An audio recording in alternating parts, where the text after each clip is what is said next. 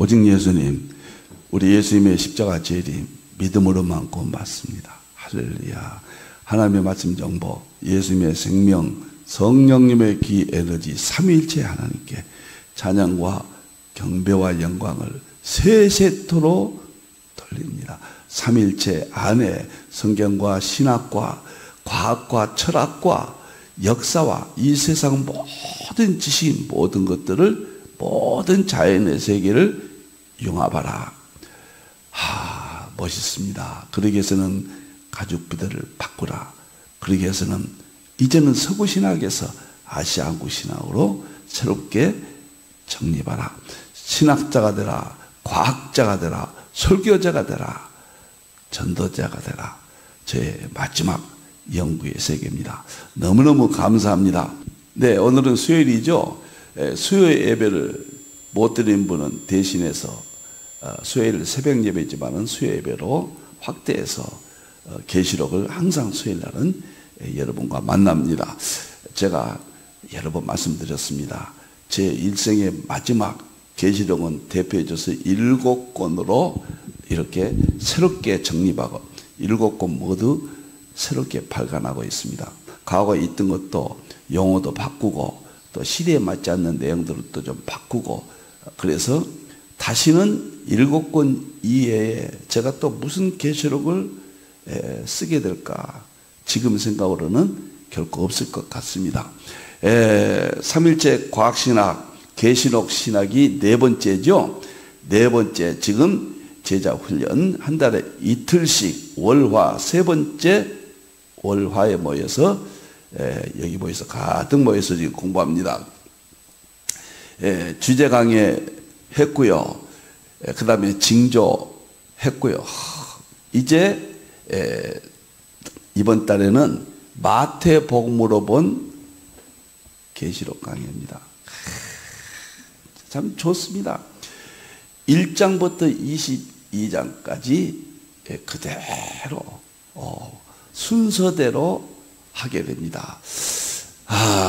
금년도 12월까지 내년도 2권 해서 7권은 모두 500페이지에서 600페이지로 대작 중에, 저 개인적으로는 대작 중에 대작이다. 이 7권은 이 내용도 세계에 누구도 발간한 적이 없습니다. 저 개인적인 독특한 세계다.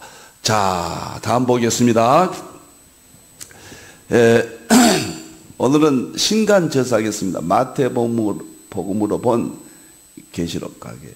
여러분들, 마태복음과 계시록이 융합됐다. 세계 최초거든요. 정말 신비하죠. 신뢰감이 되죠. 마태복음도 저자가 예수님이시고 직접 말씀하시고, 계시록도 예수님이 많이 말씀하시잖아요. 그리고 예수님께서 요한을 통해서 기록하게 하시잖아요. 너무너무 참 흥미롭고 너무너무 좋습니다. 오늘 이 신간저서 여러분들에게 안내하겠습니다. 계시록 3장 20절에서 21절, 예수님께서 라오디게아 시대에 찾아오십니다. 지금이 라오디게아 시대니까요. 계시록이 열어주신다, 그런 뜻이죠. 자, 계시록을 먹어버려라, 정복하라. 저는 정복이 무엇일까? 제가 50여 권 썼지만 저 7권이면 충분히 저 개인적으로는 정복이 가능하다. 재림만 빼놓고는 계시록에 또 계시록과 관련된 예언서들, 다니엘서들 전부 융합했다.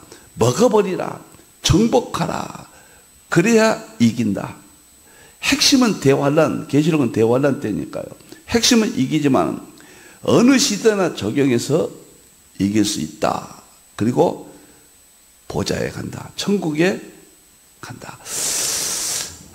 그 다음에 보겠습니다. 항상 보아도 좋습니다. 자, 신간, 과거에 너무 두껍게 방대했고 용어도 좀 정립을 했습니다. 오늘은 이 신간 대충 설명을 드리도록 하겠습니다. 제자 훈련 월화 많이 나와주시면 고맙겠습니다. 오늘 이 저서는 본서의 핵심 이해해가지고 어떤 방향에서 오늘 이 책이 저술되었는가? 첫째는 마태복음 24장을 어떻게 해석할 것인가? 우리는 당연히 주의 임하심과 세상 끝에는 무슨 징조가 있사오리까? 이렇게 보잖아요. 그런데 또 다르게 해석한 또 학파가 있거든요. 이것은 유대인에게만 해당된다. 이걸 그렇게 해석한 또 학파가 있잖아요. 저는 전체 교회에 해당된다. 유대인에게만 해당된다는 해석은 아니라 저는 마태복음을 전체 교회에 해석으로 본다. 어떤 분들은 또 초림으로만 해석한 분들이 있거든요. 저는 예수님 말씀하신 대로 주의 임하심과 세상 끝에 될 일로 해석한다. 그 해석법을 자세히 설명을 했습니다. 여러 학자들의 견해를 다 동원했고, 그 다음 계시록을 어떻게 해석할 것인가? 계시록은 장차 될 일 똑같다. 주의 임하심과 세상 끝에 될 일. 계시록 1장 20절에 장차 될 일 똑같다. 저는 계시록 해석을 영해하면 안 된다. 그리고 유대인에게만 적용시켜도 안 된다. 세계 교회, 나 예수는 교회를 위하여 내 사자를 보내어 이것들을 증거케 하였노라. 계시록 22장 16절이죠. 똑같아요. 마태복음과 계시록은 똑같은 내용입니다. 시간과 공간만 다르지 내용은 똑같다는 이야기죠. 자, 그래서 마태복음 24장 25장과 계시록 해석의 통합, 융합. 누구나 이렇게 생각하죠. 그러나 실질적으로 550페이지를 통해서 전체를 융합을 했습니다. 정말 멋있습니다. 마태복음에 예수님이 하신 말씀, 계시록도 예수님이 하신 말씀. 어린 양이 인을 떼셨잖아요. 그러니까 계시록이 전체 예수님이 인을 떼시고 나팔도 떼시고 불기하시고 대접도 예수님이 친히 집행하시잖아요. 너무너무 참 감격스러워요. 자, 그러면은 저는 7가지로 주제를 잡아서 마태복음과 계시록을 먼저 융합을 했습니다. 대환란이 마태복음 24장 25장의 대환란 내용이 계시록의 대환란 내용과 동일하다. 별 참종의 비밀이 마태복음과 계시록이 동일하다. 첫째, 교회의 비밀이 계시록의 교회의 비밀이지만 마태복음 24장의 교회와 똑같아요. 그래서 이제 통합 융합시키는 거죠. 네 번째는 짐승, 적그리스도와 거짓 선지자죠. 짐승의 비밀이 나오거든요. 계시록에. 이것이 적그리스도, 계시록, 거짓 선지자 똑같은 내용이다. 이걸 통합했다. 통합인데 사실 똑같은 게 융합이죠. 똑같아요. 또 이야기합니다. 마태복음 24장은 주의 임하심과 세상 끝에 될 일이에요. 예수님 직접 말씀하셨어요. 계시록은 장차 될 일. 장차가 언제냐? 나 예수는 교회를 위하여 내 사자를 보내어 이것들을 증거케 하였노라. 장차 될 일. 종말에 될 일. 주의 임하심과 세상 끝에 될 일. 이렇게 해야 통합적으로 참 충돌이 없고 멋있죠. 자, 그 다음에 다섯 번째는 음녀 종교다원주의가 계시록이 나오거든요. 계시록에는 대환란, 별, 촛대, 짐승, 음녀 네 가지 비밀이잖아요. 그것이 마태복음 24장에는 거짓 신앙, 거짓 교회 비밀로 동일합니다. 통합을 했습니다. 여섯 번째는 재림 심판과 권위예요. 계시록에 19장에 재림하시고 심판하죠. 마태복음 24장도 환란 후에 예수님이 인자의 징조가 하늘에 나타나잖아요. 똑같아요. 동일합니다. 그 다음에 재림 후 천국과 지옥. 양과 염소뼈에서 영생과 영벌이 있잖아요. 자, 계시록 21장에 천년왕국은 영원 세계의 시작이에요. 천년왕국 다음에 영원 천국이 있는데 구분만 되지 똑같습니다. 본질은 하나의 동일 본질 두 구분입니다. 이렇게 7가지 49개 한 가지에 또 7가지씩이 있습니다. 77에 49 49가지 계시록의 내용을 마태복음 49가지와 비교해서 학파들까지 다 넣습니다. 무천년, 전천년. 참 멋있어요. 제가 이거 하나만 하겠습니다. 세 번째, 촛대의 비밀. 요 하나만 제가 예를 들어서 다 할 수는 없으니까요. 촛대의 비밀 7가지 했는데 이렇게 마태복음하고 계시록 두 개의 성구를 제시하고 똑같은 것이다. 마태복음의 모든 민족에게 미움을 받는다고 그랬거든요. 이것이 계시록 짐승은 비방을 받는 자들. 계시록 13장에 나오죠. 모든 민족이 미움받는다. 이 말은 계시록 13년 짐승에게 하늘에 가는 자들이 비방을 받는다. 미움을 받는다. 비방하다. 똑같은 이야기예요. 이걸 발견한 겁니다. 저는 계시록은 22장 아주 얇은 내용이지만 전 성경의 결론입니다. 65권의 결론이에요. 계시록은 이 세상의 역사와 철학과 과학과 모든 자연세계 모든 것들을 열어줄 수 있는 힌트들이 다 있어요. 계기들이 다 있습니다. 특히 계시록은 양자역학과 삼일철학과 융합되지 않으면 열지 못합니다.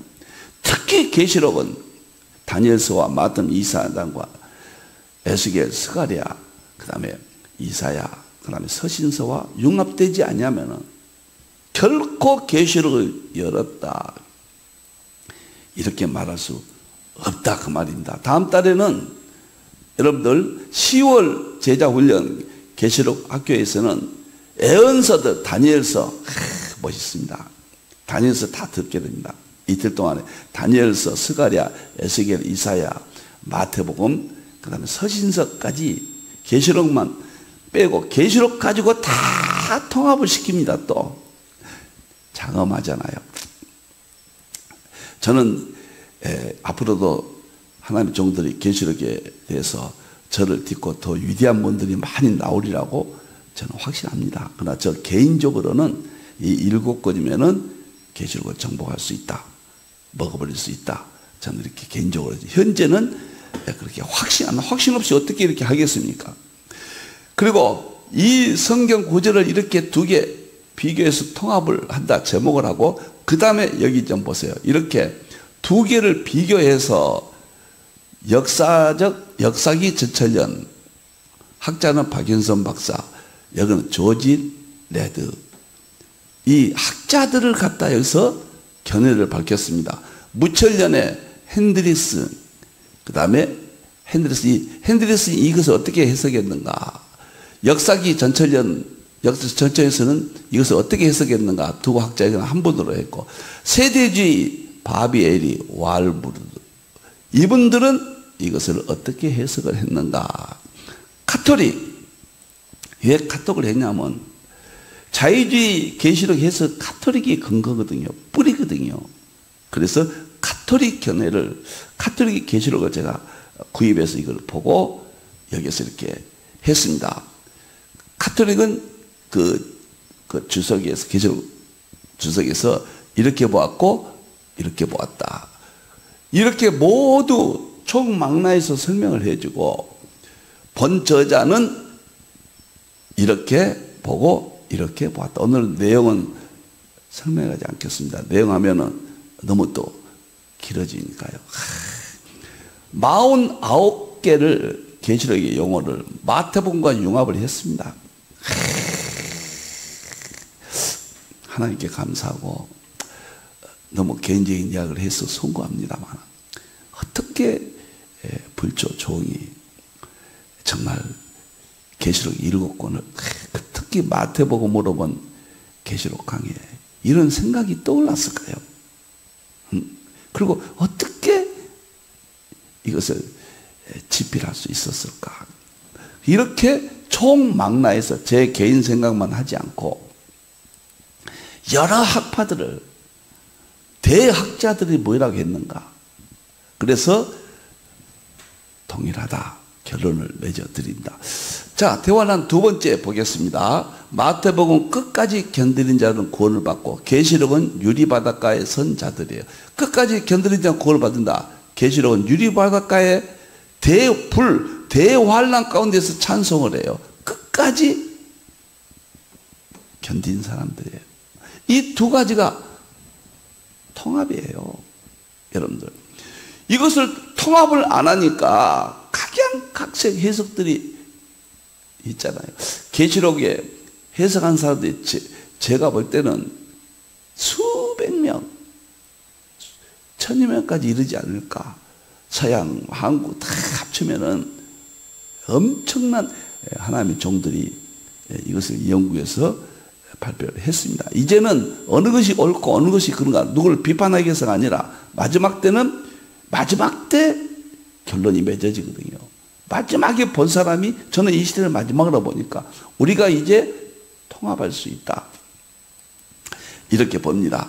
그래서 여기에서 또 학자들 역사기 전천에서 박윤선, 조지 레드, 무철전 핸드릭슨, 그 다음에 세대주의 바비에리, 왈브르드, 카톨리, 그 다음 본저자는 어떻게 해석을 했는가.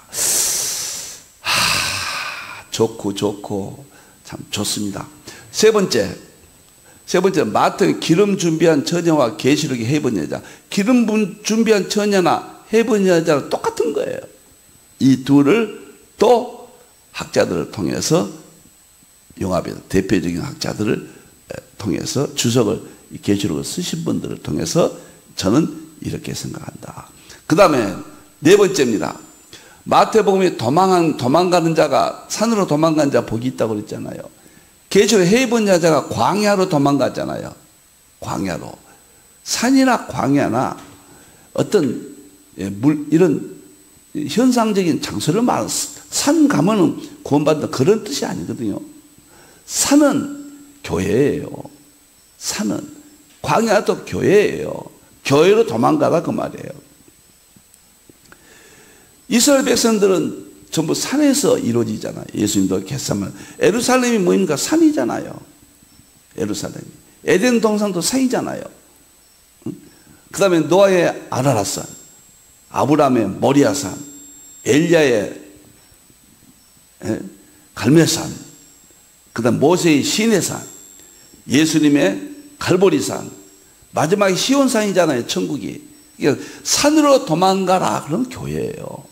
그 다음에 광야로 도망가라면 교회입니다. 그래서 여러 학자들 견해를 다 밝히고 저는 이것을 이렇게 참교회, 저는 참교회다.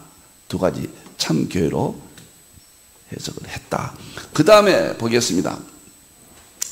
마태복음으로 끝까지 견디는 자가 나와요.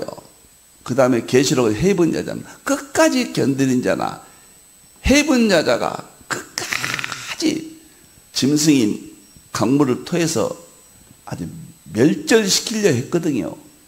그렇지만 동일한 것이다. 끝까지 견디는 자가 교회다. 이 5가지 그래서 7 큰 주제를 그 안에 또 이렇게 7가지씩 77에 49 용어를 계시록과 마태는 용합하니까 틀릴 수가 없죠. 어떻게 다르겠습니까? 이게 동일하면 맞는 거죠. 이게 다르다면 생각을 많이 해봐야죠. 여기까지 이제 다니엘서와 또 통합을 해놨거든요. 그 다음 달에 하겠습니다. 계시록과 다니엘서가 어떻게 통합이 되는가? 에스겔과 어떻게 통합이 되는가? 스가랴서 어떻게 통합이 되는가? 이사야서 어떻게 통합이 되는가? 마태복음 지금 하고 있고요. 서신서와 어떻게 통합이 되는가? 멋집니다. 이 책은 여러분들이 혹시 제자 훈련에 오시지 않더라도 꼭 구입해서 제가 전체적인 1장부터 22장까지 강의하면서 이렇게 방대한 그 해석에 중요한 그 연구를 한 것은 제 50권 중에서 이게 하나고요. 저 마태복음과 죄송합니다. 계시록과 삼위일체론과 양자역학 융합이 내년도 나오잖아요. 정말 과학적입니다. 계시록이 어떻게 우주 물리학, 양자역학, 연력학과 융합되는가. 과학과 융합이 될 때 계시록은 완성이 됩니다. 이미 삼일체와는 우리가 대충은 알잖아요. 그러나 그것을 삼일체와 융합, 1장부터 22장까지 또 순서적으로 제가 했습니다. 자, 오늘은 그러면은 실질적으로 6장을 경우로 한번 보겠습니다. 이 책이 어떻게 구성이 되어 있는가. 6장은 우리가 대화란 시작이잖아요. 흰말, 예수님이 인을 떼시니까 흰말 이리로 오라. 그러니까 흰말이 예수님이 천사를 통해서 명령하시잖아요. 예수님이 인을 떼실 때 직접 예수님이 하신 겁니다. 흰말 적그리스도 나타나고 붉은말 적그리스도 나타나면 이스라엘에서 전쟁을 일으키고, 그 다음에 검은말 전쟁이 나면 전 세계 전쟁입니다. 지금이 일보 직전이잖아요. 흰말은 지금 교황이잖아요. 그 다음에 검은말 전 세계 기근이 온다. 경제가 무너진다. 그런 뜻이죠. 그 다음에 청황색 말, 세계에서 이 전쟁에 인해서 기근으로 인해서, 그 다음에 전염병으로 인해서 난리와 난리에 많은 사람이 죽는다. 그 다음에 청황색 말 다음에 보좌 앞에 선 이제 순교자들이 이제 기도하죠. 흰옷 입은 무리들이. 이것은 먼저 천국 간 자들이 빨리 예수님의 재림 심판을 이루어지기를 천국에서 기도한다. 그 다음에 여섯째 얘는 별들이 떨어지고 해가 검은색을 띠고 달이 피같이 되고 우주가 파멸되죠. 이 6장을 그렇게 중요해요. 그럼 제가 어떻게 이 책에서 참 강의를 했는가. 여러분들이 참 혹시라도 참고하실다면 편리하도록 잘했습니다. 개요를 여기다 이렇게 딱 이야기했습니다. 딱 들어가면. 그 다음에 내용 분열합니다. 6가지로. 첫째인, 둘째인, 셋째인, 넷째인, 다섯째인, 여섯째인. 이렇게 6장이 되어 있다. 내용 분해를 했습니다. 세 번째는 영어 통합을 했습니다. 지금 영어 통합 하잖아요. 자, 흰말의 영어 통합. 이 6장에서. 그 다음에 둘째, 붉은 말의 영어 통합. 검은 말의 영어 통합. 순교자 영어 통합. 이렇게 영어 통합을 6장의 내용과 마태복음 뭐 이렇게 다 연결해서 통합을 했습니다. 그리고 더 이제 지진도 영어 통합이고 도표를 얘기하겠습니다. 대화는 시작하면 지금은 라우디게아 시대거든요.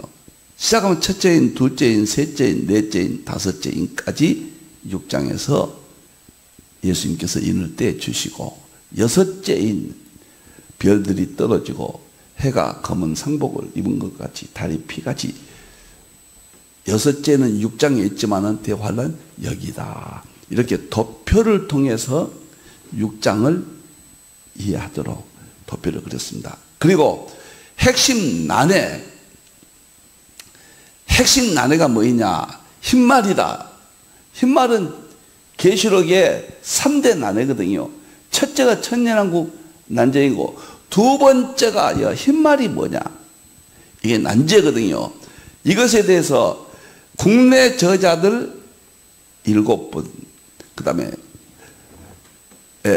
해외 저자들 7분.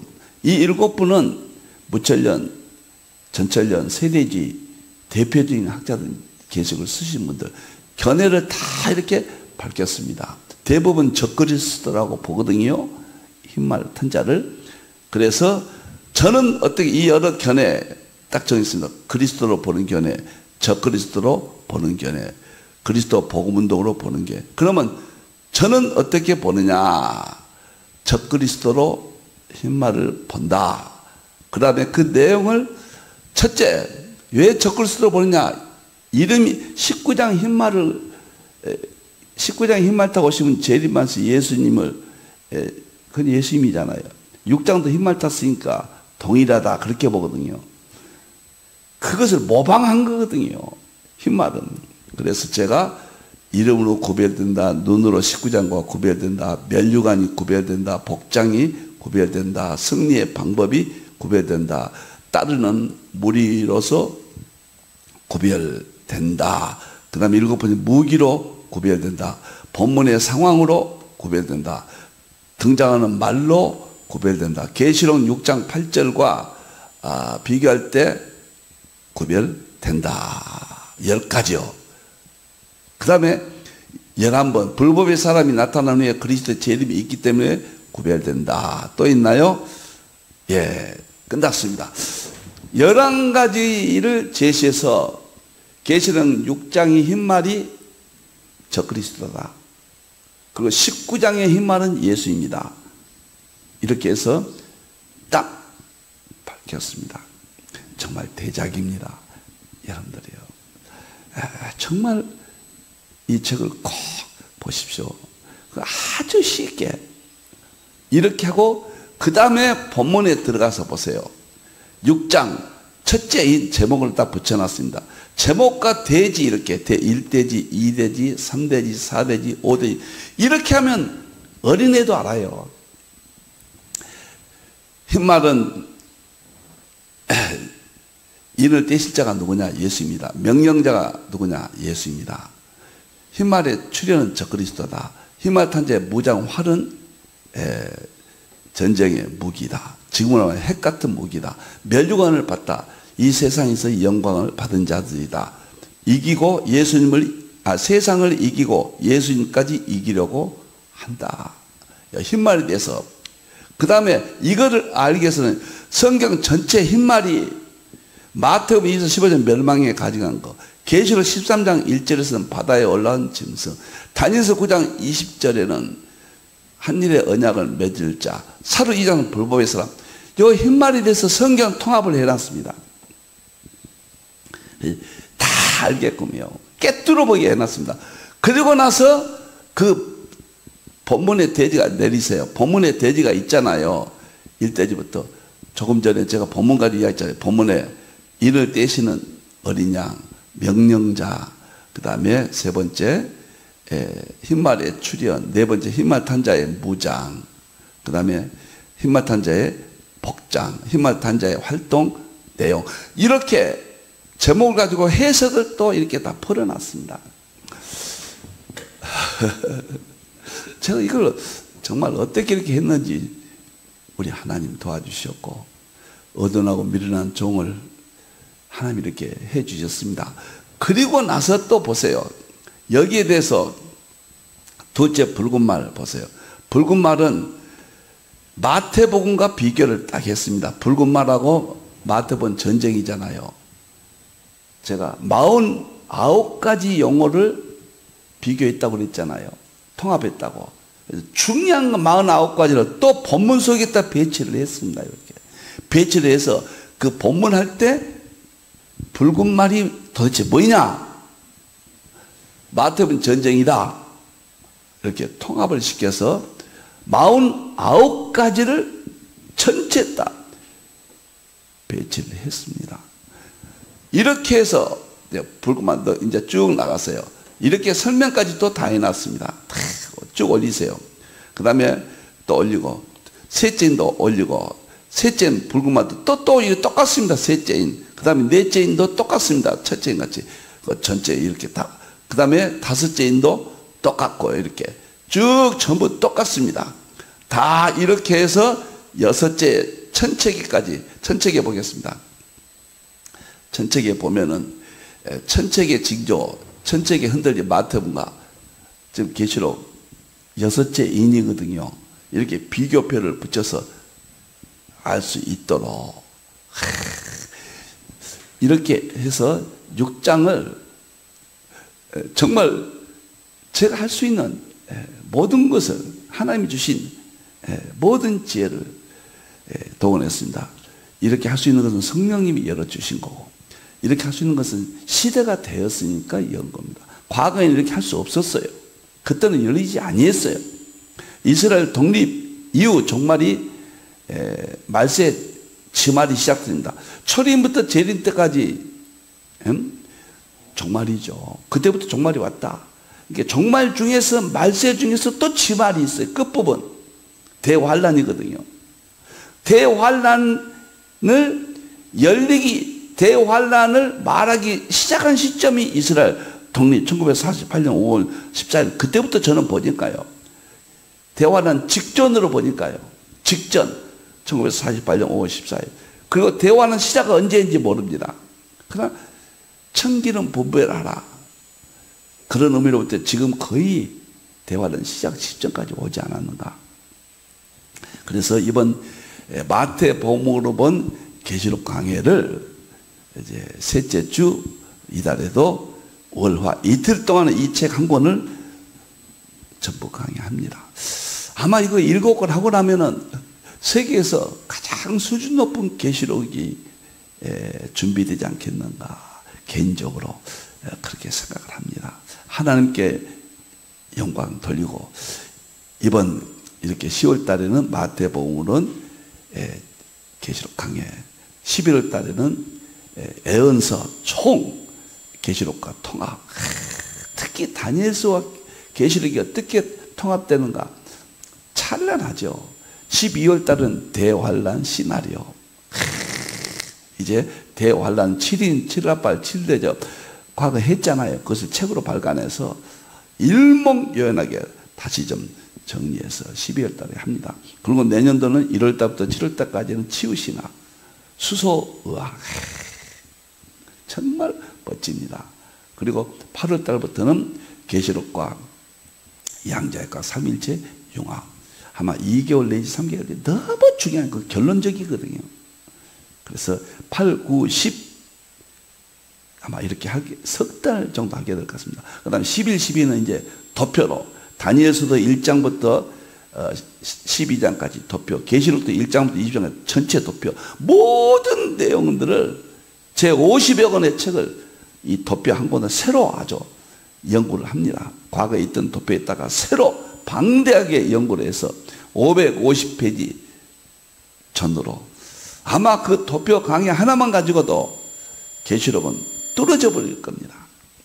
이렇게 7권 진행 중에 있고 이달에는 마태복음으로 계시록 강해가 신간이 발간되었다 말씀을 드립니다. 계시록을 한다는 것이 너무 행복하고 지금 AI 시대입니다. 초지식의 시대예요. 정말 하나님이 열어주신 모든 지식이 다 열렸고 또 마귀도 그것을 모든 마귀도 이걸 통해서 방해합니다. 이제 우리가 승리할 수 있습니다. 기도하겠습니다. 하나님 감사합니다. 너무 감사합니다. 불초종 천하만상에 한 분뿐이 없는 우리 하나님 우리 예수님 오심을 입증하는 계시록 감사합니다. 열어주셔서 감사합니다. 부족한 정의 틀린 것이 있다면 주의 종들을 통해서 바로 다 정정해 주실 줄로 믿습니다. 우리 죄인을 사모합니다. 다시 오실 예수님의 이름으로 기도하옵나이다. 아멘.